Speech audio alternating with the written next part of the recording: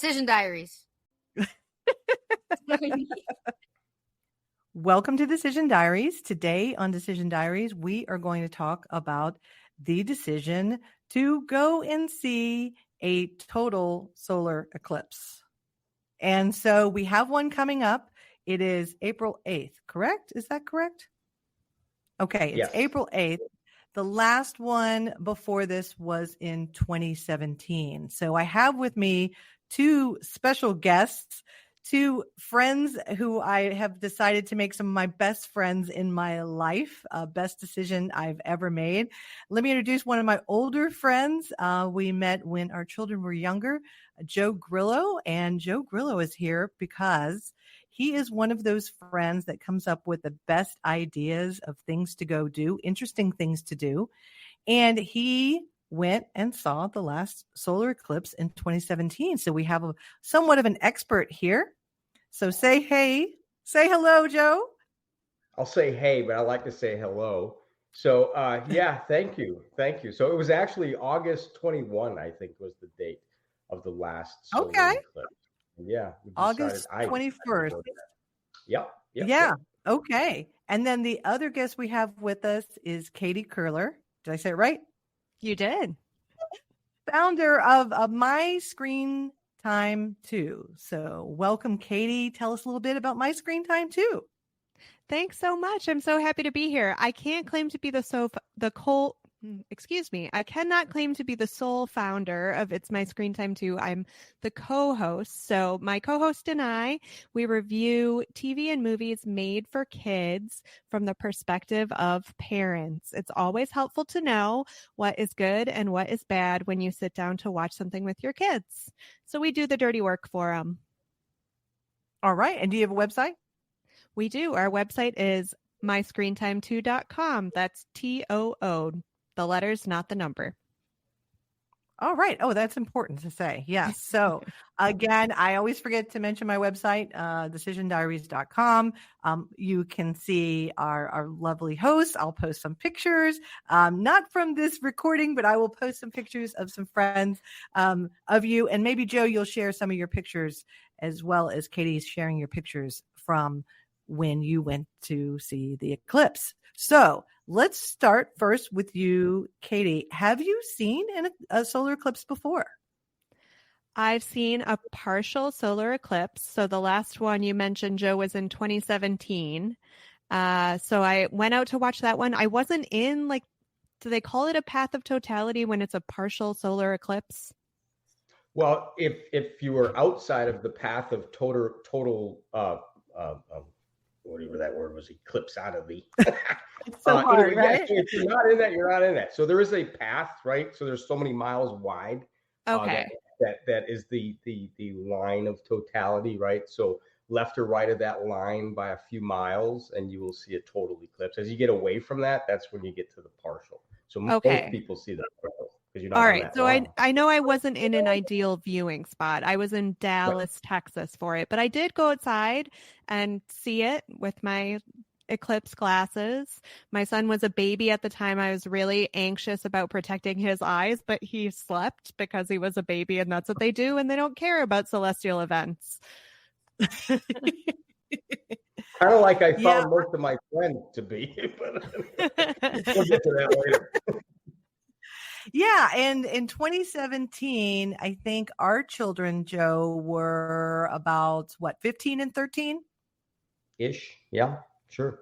15 and 13-ish. And you mentioned, and I think we should bring this up, it's amazing to me, not everybody cares, but this is kind of an event that happens, every 7 to 8 years. And, in the past, when these kind of things happen, there were rituals. There's still some rituals that people do and some customs. And there's a lot to be said about actually celebrating these events like they kind of have done in the past. And historians will tell you that thanks to the solar eclipse, it also helps them with dating historical events. So it's funny that we are so casual about sort of missing these things. So back in 2017, I worked at, a different software technology company in Jacksonville, Florida, where we had a partial.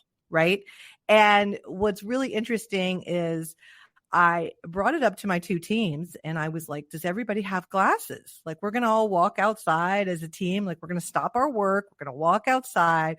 We're all going to experience this together and have this super bonding. And I'm going to like bring some Eclipse donuts. And this is like going to be a whole day of Eclipse celebration. Like, how many times can you say the word Eclipse? Like, this is going to be awesome. Nobody was into it. Okay. Nobody was into it. And I had really, purchased some glasses for most of my team. But my team was rather large. And for some reason, there was a shortage of glasses. It was like a really popular one in 2017. And it was somewhat hard to find glasses. So, this becomes an interesting story of my security team within my company. So let me just tell you this story real quick and you guys can have a laugh at my expense, as I always allow people to do. So just imagine this day of the eclipse. I don't have enough glasses for everybody. I'm not feeling like everybody's loving my whole eclipse day planned, but I'm still very enthusiastic.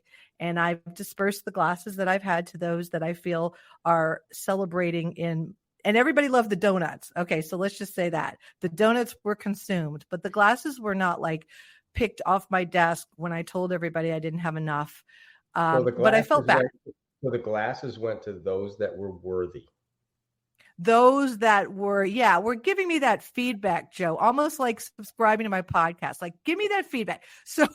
So I had little glasses on my desk. They did go. There were some other teams that were like, well, we're interested. Where are glasses? And this is when I get the email from our internal security team, our internal software security team. I see this email that says, hey, we have extra glasses downstairs in lobby. And I'm on the second floor. So I'm thinking I'm not going to take the elevator. I'm just going to run down the stairs so I can get more glasses for my team. Because that's how I'm thinking as a manager. Like, I want my team to have glasses and I want the teams that are interested to have glasses. So I'm going to go down there. I'm going to grab all these things up. So I didn't actually click on the link in the email. I went downstairs to the lobby and I met the receptionist because that's what the email said to do. It said to click on the link and then meet the receptionist, but I didn't click on the link. I went down there because I knew the receptionist. And when I walked in, she said, turn around, walk away. And I was like, what? And she's like, it's a trap. The security team wanted to see if we would fall for a phishing exercise and click on the web link, because they said that, that's when hackers and different people try to take advantage of these type of eclipse things and special things and, HR goals, that time of year. They will try to, hack in and then put a link that's nefarious and you click on it. And next thing you know, you've released ransomware within your company. And so the receptionist was like, oh, Lynn, just turn around. Just turn around. And so I walk back upstairs and everybody's like, where are our glasses? And I was like, everybody delete your email. Like nobody clicked on it. Nobody clicked on it. Right. And they're like, no. And I'm like, it's a phishing exercise.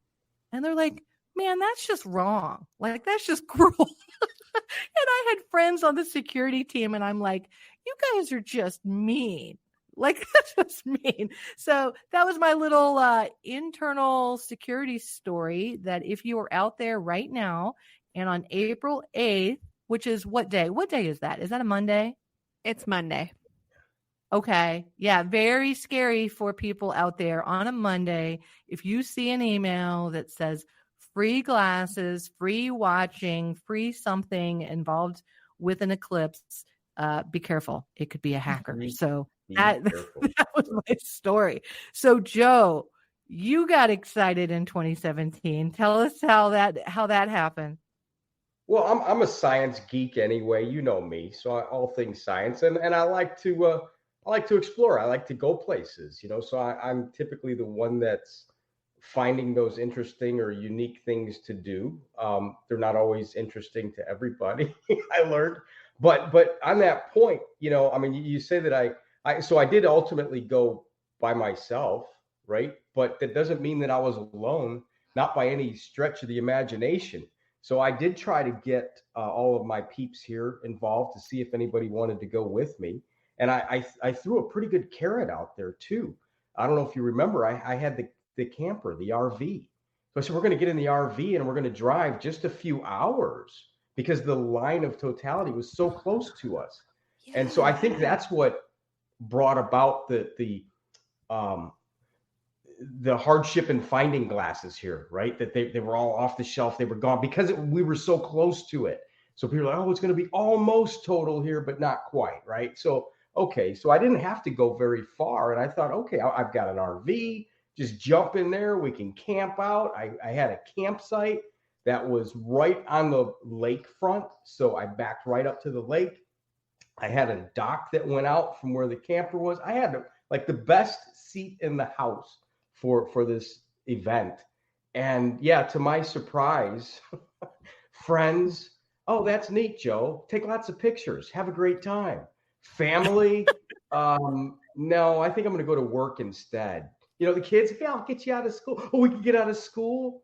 Mom, no, that not happening. So, so I'm like, okay, well, I'm going to go by myself, right? So I don't care. I'll go. So yeah, I packed up in the camper and decided to go. And when I got there, I was surprised. I shouldn't have been, but there were a lot of like-minded people right there on that line of totality, right? Which I knew there would be, but now I'm surrounded by people that are as giddy about it as me, and I had a great time. That's amazing. Well, isn't it? And this is again, the best decision ever is to be friends with Joe. And I don't know what got into my husband and I, because we really kicked ourselves afterwards when Joe came back. I was trying to have my team experience it. And what's really interesting is I ended up abandoning my team because they weren't as excited as me. And so my husband drove up with the kids and he said, get in the car. We're more excited. You fed them donuts. You gave them glasses. Like, if your team doesn't care, because I was texting him like, wah, wah, like, I'm not really feeling it here. And he was like, no, we get in the car. We're going to be with the kids. We're going to experience this with the children. And what we found we had to do at the time, and tell me, Katie, if you experienced this, is we had to chase away the clouds. We had to keep in motion because there was some cloud cover in our area. So we were like trying to position ourselves, and I hear there's going to be some cloud cover, in that zone. And so it's not as, I don't know, I don't know. I guess it doesn't feel as dramatic if there's some cloud cover. So we were really in the car and we became sort of like eclipse chasers. We were looking for no cloud coverage. We were texting people that were saying there's less clouds over here. We went down to the beach. We did a shot with somebody. Then we drove down back into town. We ended up actually by the Jag Stadium when it actually occurred. And we were the only ones sort of sitting in the Jacksonville Jaguars football parking lot while looking at the total eclipse. And I should have wished on it for us to go to the Super Bowl and maybe we'd be there, but I didn't make any wishes. So that's where we watched it in 2017. The clouds are something to consider. So I did think about that. So I knew that I had plenty of beer, so I wasn't too worried. And I had my motorhome, so I'm here, I'm comfortable, right? And so it was cloudy that day, even in South Carolina, where I was. And everybody was very we were all obviously bummed about that. But about 30 minutes before the show, right, it just opened up. Clear skies, not a cloud to be seen. So the whole event occurred with perfectly blue skies. So we were able to see, not to give too much away, but stars, right? At like noon. Was cool. And then about 45 minutes after, the clouds all kind of closed back in again, and we were back under cloudy sky. And then we all kind of looked at each other like, do you believe that just happened? I mean, not just the eclipse, but that the sky opened up for us right here on this dock, and we had a perfect view.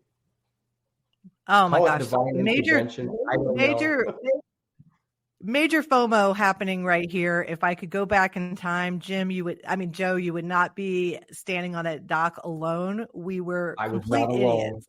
I would not You have were been by not myself. alone. I was not alone. Yeah. Now, wait, real quick, 2017. Katie, you want to tell us what your 2017 was like? I mean, I just said I wasn't in the path of totality because we were living in Texas then. So it was just a partial eclipse for us. I went outside. My kid was young, so I just stood in the yard and watched through my eclipse glasses while he was taking a nap. It wasn't quite that dramatic, but we're doing it big this time. So let's hear about that. Yeah, I want to know let's hear about where this you're going, because the line is much farther from here than it was back in 2017. So you have an adventure ahead of you. Yes, we are really committing. We are flying all the way up to Syracuse, New York, so we can be in the path of totality. It's just a combination of circumstances. I happen to have a good friend from graduate school that lives up there, so we're kind of combining it with a visit to see her family, and a couple of other friends are traveling there to meet us from other parts of the country. So it's going to be like a little mini reunion and eclipse party. Should be very exciting, although they are calling for some cloud cover. So I'll have to get all my rain dances ready and all my good vibes. And we'll just hope for it to have one of those magical experiences like you did, Joe, where everything opens up for just the perfect amount of time. Now, how are you preparing your children? How are you building the excitement? How should one build the excitement up to an eclipse? I've got some ideas. You tell us yours. Well, we're listening to podcasts about it, because I wouldn't be a podcaster if I wasn't exposing my children to podcasts about the eclipse. So we've been listening to shows about it. We've been watching YouTube clips. We've been talking about what an eclipse is.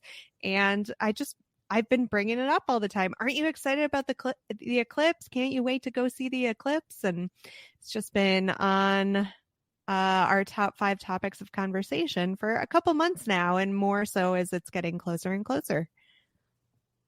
Now, do you already have the glasses? Or are you doing like a little art project where you're doing the box? We already have the glasses. I feel like that's a better way to watch it. Like, we've moved beyond the pinhole camera box. I don't know. What do you guys think? Oh, I have an opinion on that. Okay. From experience now, right?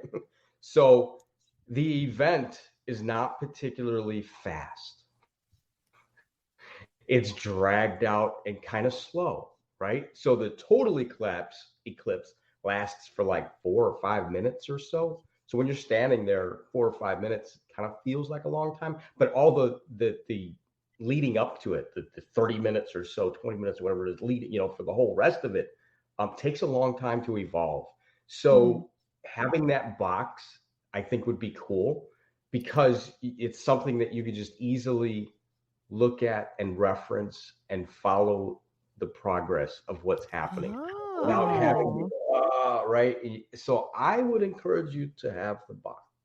All right. There is still time for a box, Joe. There's still time. Paper is good too, but the box, be prepared with the box, have the glasses, and yeah. All right. Yeah, we didn't have a box in 2017. Did you have someone there that brought the box and you were able to look at it? Me? No, Yeah. We didn't. So everybody had their pieces of paper, which we were just putting on to the ground, and to the planks. We were on a dock over the waters where we were. And so everybody's just holding their pieces of paper, and people were making them makeshift, like right now, because that just was more convenient than actually looking up at it with the glasses.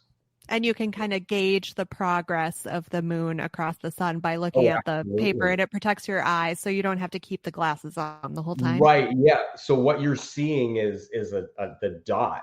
So the hole, you're not looking through the hole. The sun is shining through the hole. So you're looking at the light that's hitting the paper or the other side of the box. Right.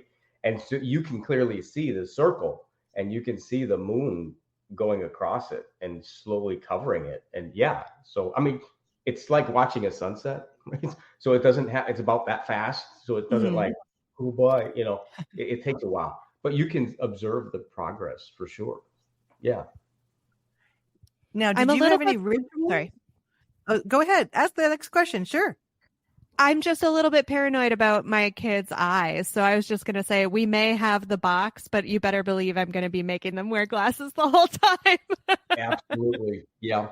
I Yep. And think that's I'll tell you, important. all the way up to the total eclipse, right? So even when you think there's just like a little sliver left on the box, it's pretty darn bright. So it goes from pretty bright to nothing, and then it's bright again. I mean, not super bright, but it starts coming back progressively. But yeah, have the box, especially with the kids. That's an awesome point. Yep.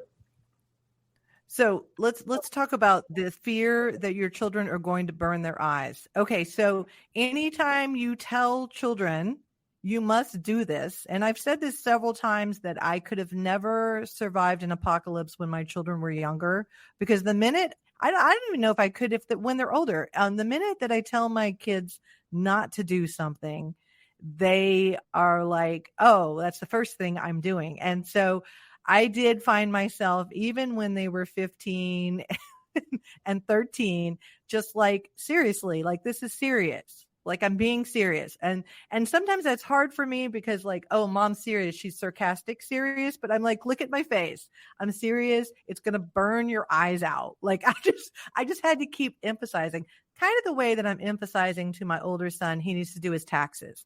I'm like, look, it's IRS. The IRS and not your parents.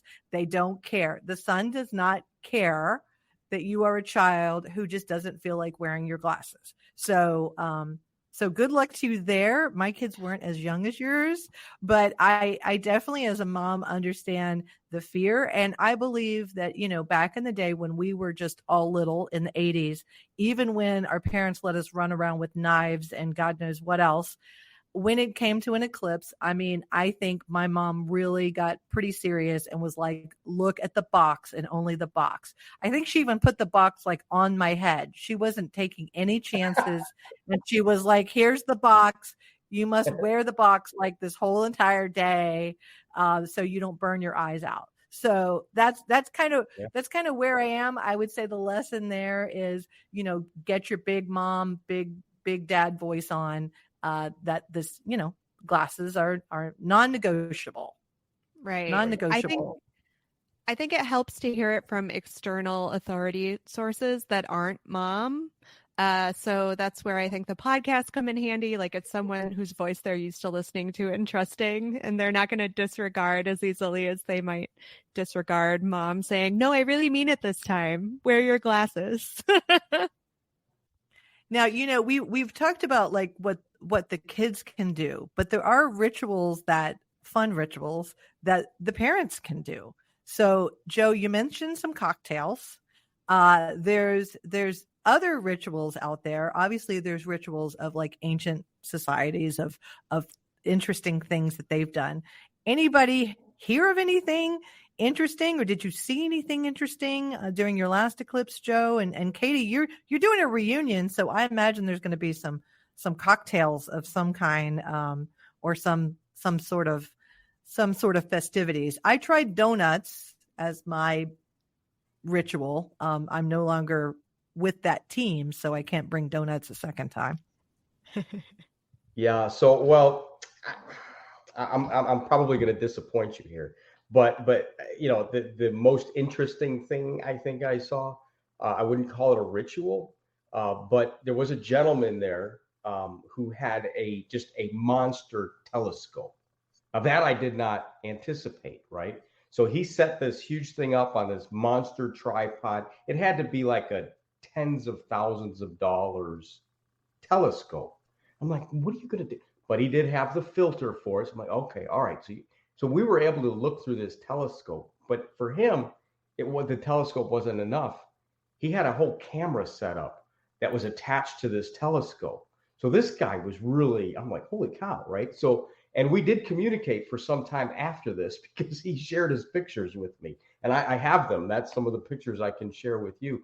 But he captured some awesome images of this through this telescope. And that I didn't even think about was, okay, having a telescope with the proper filter on it so that you could actually look through it and see it bigger.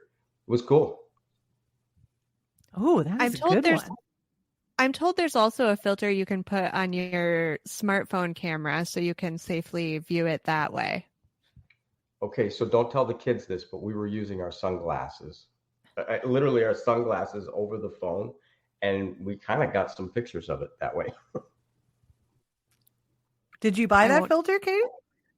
No, I didn't. I've been concerned about getting the glasses for my kids, so I got the nice fancy pants glasses, and that has been my focus. So That may be Joe, enough. That may be enough for your phone. It might be, really, if I remember right. yeah, I'll see if I can find that and post that on decisiondiaries.com so people can find it. And if there are any your super fancy glasses, if you want to send me that link, I'll put that out there too. I plan on making a special exception and trying to post this podcast as soon as possible to be helpful for those people that want to understand and get excited about this, because I'm excited and I'm kind of disappointed that once again Joe has another great opportunity within his grasp to see the total eclipse among family. And tell us about that, Joe. I find it, interesting. Your wife is a teacher, by the way, so this is really important, right? Yeah, so I was denied that opportunity, Lynn, and it's upsetting. So yeah, I had planned on going because my father-in-law is actually in Texas, close to where you were. If you were still there, Katie, you would be so right? close. Irony. So, but my father-in-law is out there. He's got a beautiful ranch, several hundred acres, and the sky is always clear. It's never cloudy there. It's in the middle of the desert in Texas. And so I had planned 2 years ago that I'm going back. I'm going to do this again. And I'm staying at his place, right? All I got to do is fly in and I'm there. And so I had planned this. I was looking so forward to it. And then my wife decided that she wanted to go, but she didn't want to go that week. Her trip there had to coincide with spring break because she is an elementary school teacher. So, and God bless the teachers, right? She needs to be there. I get it. But yeah, so she's like, that's just not that week. It's the week before, Joe. So I said, well, maybe you go and then I'll go. and then I was like, well, I don't know. So anyway, so we had decided, no, we'll just go for spring break and Joe will miss the eclipse. I've seen it before. Okay, big deal. We never went. We didn't go. We ultimately didn't go even for spring break. So now I'm thinking, so I could have gone. And yeah, so that was, thanks for bringing that up, Lynn. Yeah. So I mentally blocked all that, but yeah. I think it's important that everybody hears that your struggle there. But I think, maybe somebody will send you a ticket because they'll hear this and they'll be like, get Joe. There'll be a campaign. Get Joe to the eclipse. Get Joe to the eclipse. Get Lynn, Joe, and Bruce to the eclipse. And if Legina wants to stay behind, she can stay behind. I'm going to throw that out there as a campaign. If you truly care about Joe, and you should, get Joe. Let's get Joe to Texas. So San Antonio would get me really, really close to where I need to be. Just saying. All right. That's not that expensive of a flight. So I'm gonna weirdly take this in another direction because this actually relates a lot to Katie, and I think there's some things that hopefully Katie on those other podcasts they have not covered. And I'm hoping I can be unique here and introduce my own sense of inappropriateness, which I love doing. So the eclipse, by the way, is one of those things that is used in movies always to symbolize that something weird is about to happen, right? Like when you watch a movie and all of a sudden there's eclipse, something has changed dramatically in the plot. Right? It's a little different than your asteroids and, hail and heavy rain. It's like an eclipse and then something changes about it. So I actually, because of my screen time too, I actually looked up movies that involved the eclipse. And I have to tell you, first of all, there's a lot. but I'm going to give you some highlights that are really quite interesting to me. And, we're talking about starting back to silent films. In silent film, the eclipse, the courtship of the sun and moon, and you can just imagine what they did during an eclipse. Okay. Probably not appropriate for your young children, but in a silent film, the sun and the moon get together and they consummate during an eclipse. Okay. So there's my inappropriateness. Good. I got that one in on my podcast because that's really important. But when you start to think about things you can watch with your children, Fantasia. During the dinosaur part of Fantasia, that is an eclipse and everything starts to happen with the dinosaurs. So there's one that's appropriate. 2001 Space Odyssey. I mean, everybody remembers that. Of course, that's been, revamped with Barbie type of thing. So everybody's looking into Space Odyssey now. But you're going to love this, Joe, and you're going to know that this appeals to my inner soul. Are you ready? Can you guess which Star Wars movie has an eclipse in it? Star Wars movie that has Oh, don't let me down. Oh, maybe you have a Star Trek, but I'm a Star Wars person. But if you have a Star Trek, I I love don't Star Wars. I am a Trekkie, but I love Star Wars. And you've put me on the spot. And no, because I would be guessing. And which one?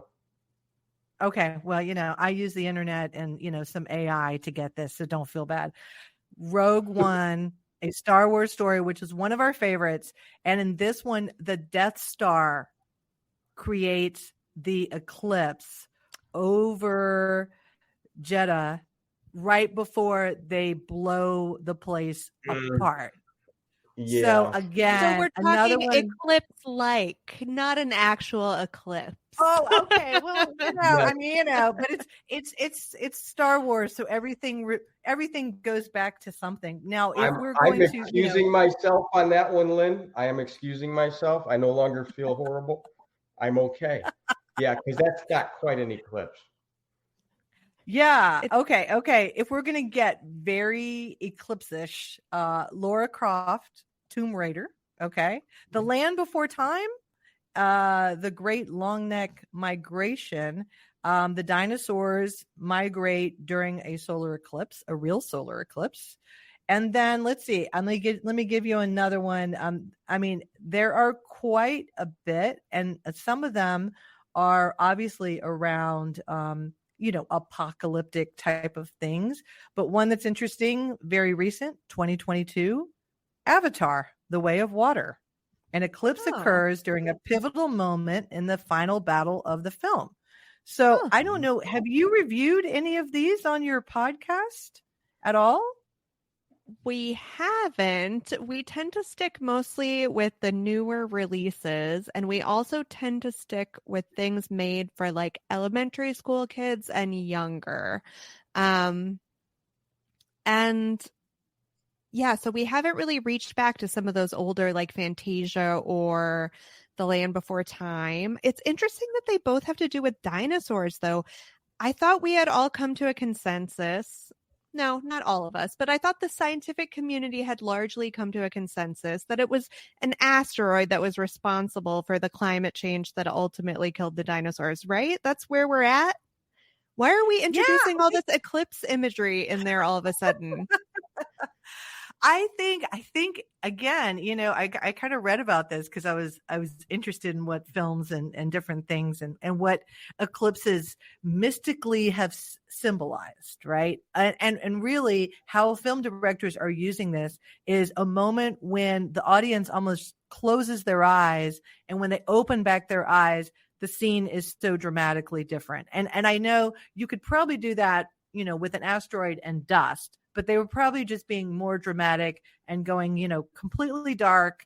And then when you come back, all of a sudden, everything's freezing and everybody's freezing and something like that. I mean, I'm not a movie director, but I will say, numerous times they've obviously used the Death Star as, kind of an all-encompassing planet or planet-like thing that's so huge, it just consumes the space. And so Some not amazing. surprising they use that.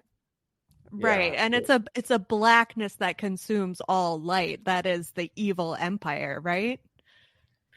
Oh, yeah, absolutely. And then, you have to bring on the light. And, that kind of brings to another interesting thing is that, some people who are superstitious on April 8th, they may stay home. That might freak them out a little bit. There are some people who are like, okay, nothing good can happen during a solar eclipse. And it's like, well, I mean, Joe, when you were out there, did you have any sense of fear? Did you look for aliens? No, I didn't look for aliens, although there may have been some around me. There was a lot of people there. There were some strange people. But yeah, and people were dressed up too with like hats, just funny stuff, So yeah, there could have been aliens among us, but no, there was no fear. It was more, there was a lot of interest. So yeah, there were some cool things going on too that happened during an eclipse that people don't talk about, and you won't. So and they're not like they're not scary like your movies, right? Like, so bringing in the eclipse in a movie is signaling to the audience that something dark is coming, right? Something is happening. But what happens during an eclipse that you don't really hear about, Katie, when you go, and I hope you get to see it, look at the shadows. Be near a tree, something that casts an interesting shadow. The shadows are not normal.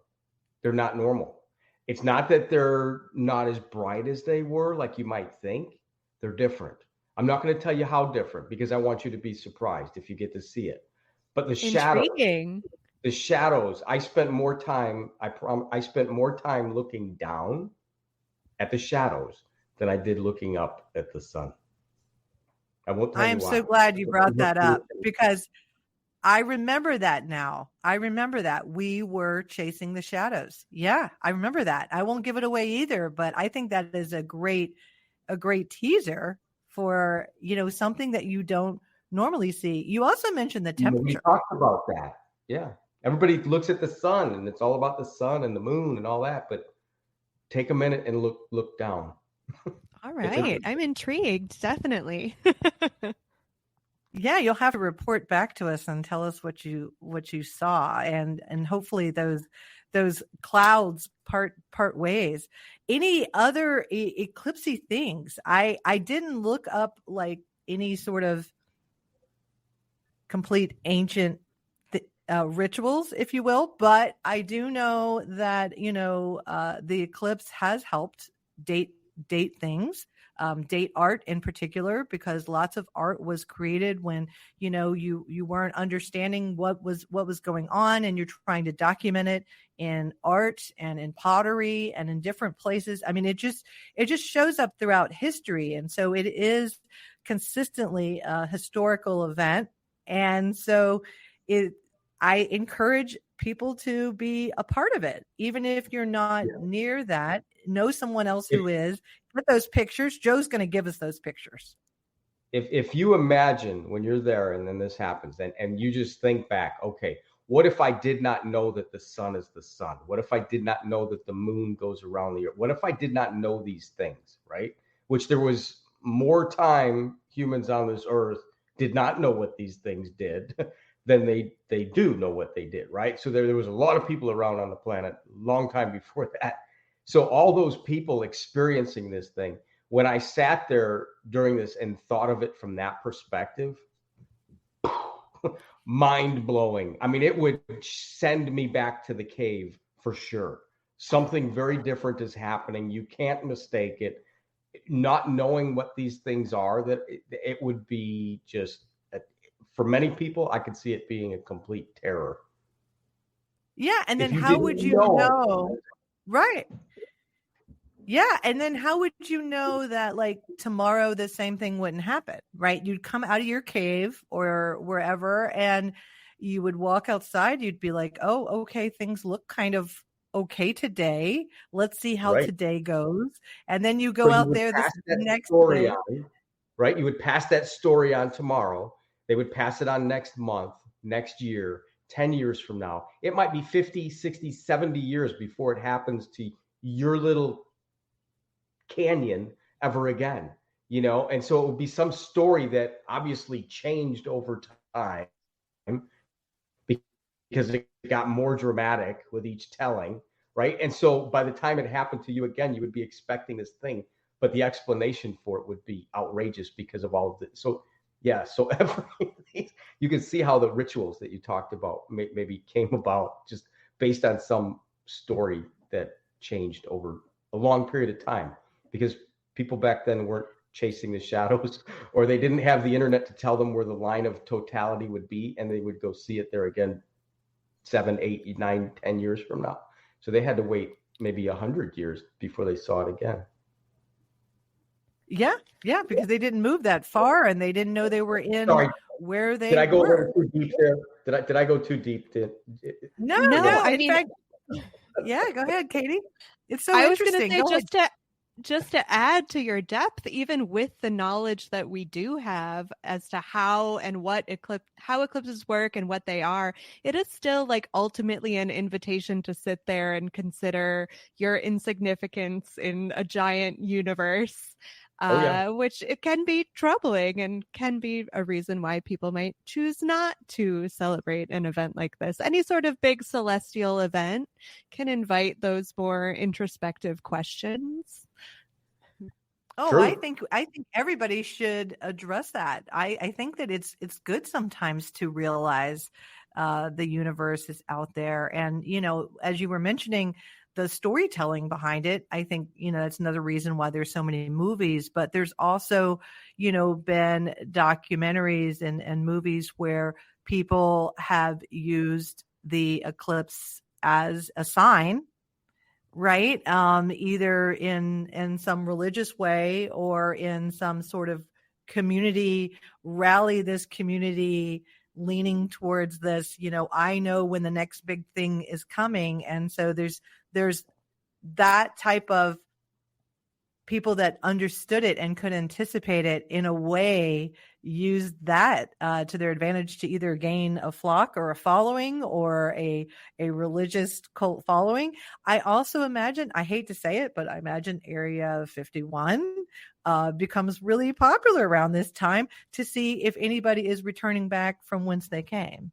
Like, if you believe in conspiracy theories, there is a theory out there that during a solar eclipse, ET must go home. Like, ET phones home. I'm surprised that Men in Black didn't. I think they verbally mentioned solar eclipses because, as Men in Black, the movie likes to talk about, the Star magazine being actually truthful, right?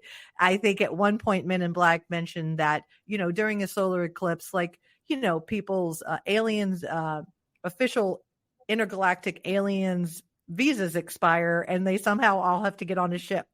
So, if there's a gathering near Area 51, I imagine they've anticipated that. And have some security over there. But I think that's interesting in itself. And I know some people, I remember I was trying to buy decorations for my team to decorate the office for the eclipse. And I was looking for those little inflatable green guys, and they were all sold out too. So, you really kind of get into the fun of maybe it's not just us out here in the world watching the eclipse. Like, maybe there's some other planet thinking about the eclipse and, how little we truly are.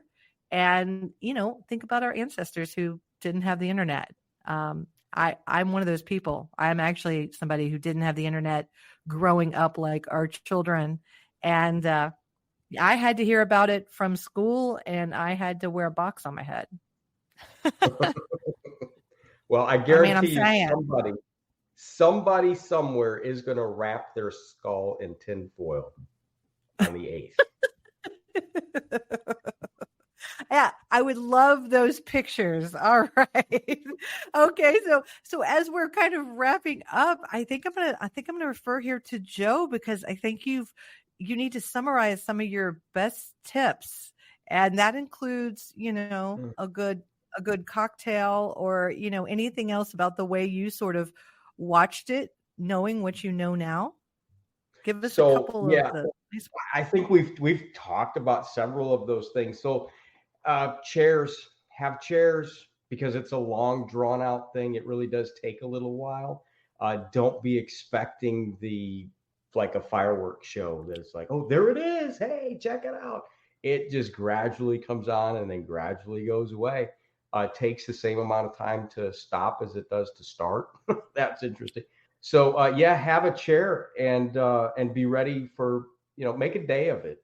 And I that gets back to those cocktails, Lynn. So whatever your choice is, I don't know if I have a particular one. I'm a beer guy, so I brought some of my local microbrewers with me, and I was perfectly content. And there will be a lot of people around, so look forward to socializing with people. So it's like a big old backyard party with a bunch of people you don't know, but you're going to meet, and some of them you'll want to talk to again. Some of them you won't, but enjoy the day. I mean, it's kind of cool. Yeah. So. and have FOMO if you're not going, because I had a great opportunity from a great friend, and if I could go back in time, I would have taken you up on that. So, Yep. Katie, any last thoughts about? Tell us your anticipation. What are you the most excited about seeing with your children? Well, I think it ultimately boils down, like a lot of family experiences do, to like just looking forward to hopefully imparting some element of my own nerdery to my children and having it stick. So I really hope this sparks something in them. They find it interesting and it gives us some point of commonality to move forward as they get older, which I know sounds too sappy and sincere. And I wish I had like a quip or some zinger for you, but No, that's No, perfect. that's straight Katie, from the I'll tell heart. you, Katie, do your research before you go, and hold some of that back so that, while this is happening, you will be the rock star, right? In your kids' eyes. You will know all these things. You will teach them. You will share all these things with them. And mommy's going to be awesome because she knows all these things about what's happening. So hold some of it back. And you can teach them while you're there. Maybe that. good tip. Thank you. And as Joe and I will tell you now that we are the parents of older children, uh, cherish the moments and even cherish the stories where at the time your kids may be like, and at some point they may not even be looking in the right direction. But all of that is really part of, the parenting experience where you have anticipation for family vacations and then there's reality. And then what's really interesting is when they're in their 20s and they look back, they are so going to remember that you had them listen to some podcasts, that you were full of facts and fun, that you had this great reunion with some of your friends. Again, just, showing your children the community of it all. And they'll put it to another level. Like sometimes now when I talk to my 22-year-old, I'm like thinking to myself, the Moms Club, we did crazy things to our children just to keep them busy. And at one point we threw, 4-leaf clover confetti onto a football field just to keep them busy for no apparent reason while we had a couple of cocktails. And boy, they just talk about that like that was the best day ever. And all they were doing was just picking up pieces of confetti out of grass, and we were laughing the whole time. this is like the cheapest entertaining event we've ever come up with. So the Eclipse is going to keep them busy for quite some time. In the drive up there, and I personally, okay, let me tell you something we've done to our children, and I guarantee we haven't scarred them.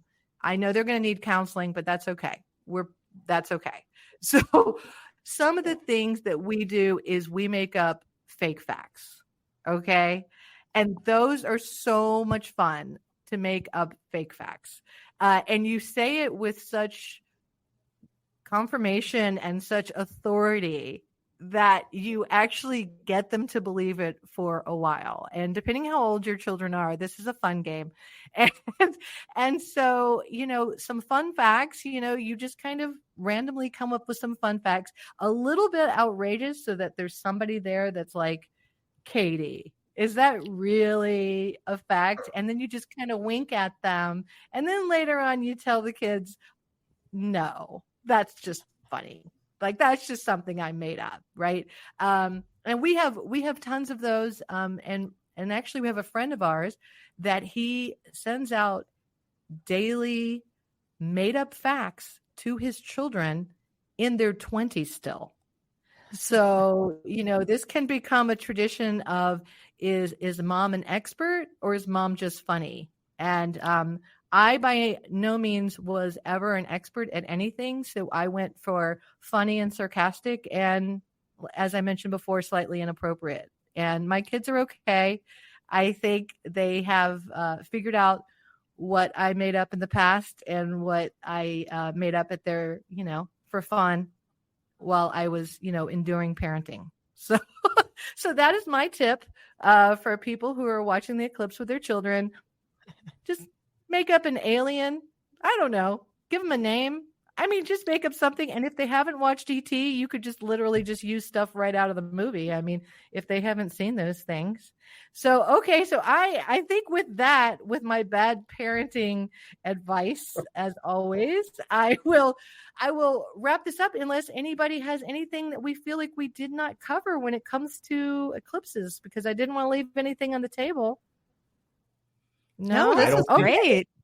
Katie, I'm excited for you. I hope that you have clear skies. I really, because it's kind of cool and you're going a long way. So, but you've got the family for backup, so you will have a good time regardless. Yeah, we'll have fun no matter what. But I'm so glad I got to chat with you and get all your expert tips. I don't know if they're experts. Well, I'm glad I brought you. Yeah, I'm glad, Joe, you joined us, because if it would have just been me, I just would have been full of bad ideas and movies that inappropriately bring in the eclipse during the dinosaur age. So, okay. So I'm going to thank you both for coming. And as I wrap up, Katie and I have some call to actions to do, but my first call to action is, can we get Joe and maybe two of Joe's closest friends to Texas in time to see this eclipse? I mean, it's a challenge. I'm going to throw it out there. I'm going to put it out on the internet. And, Joe, if you get a ticket in the mail, I let me know. And then, of course, I'm challenging you, Joe. I will follow up with you to get those solar eclipse pictures, because I think for me, who is not as fortunate as Katie, I want to remember, I want to see 2017 as I was so close and have that FOMO with not joining you. So please go up to decisiondiaries.com. As always, subscribe to this podcast for some horrible ideas, but sometimes some really interesting tips on things. And go to decisiondiaries.com and subscribe. And then, of course, my fellow podcaster, please tell everyone where they can find you. Yes. Again, you can find us at myscreentime2.com, and you can subscribe to our podcast. It's My Screen Time 2, anywhere you subscribe to podcasts. That's right. And thank you so much. And we hope to hear from everybody. We'd love to have other people tell us their eclipse experiences after April 8th, right? April 8th. Yep. Right. And don't click on any links from your company. That's my last. Beware.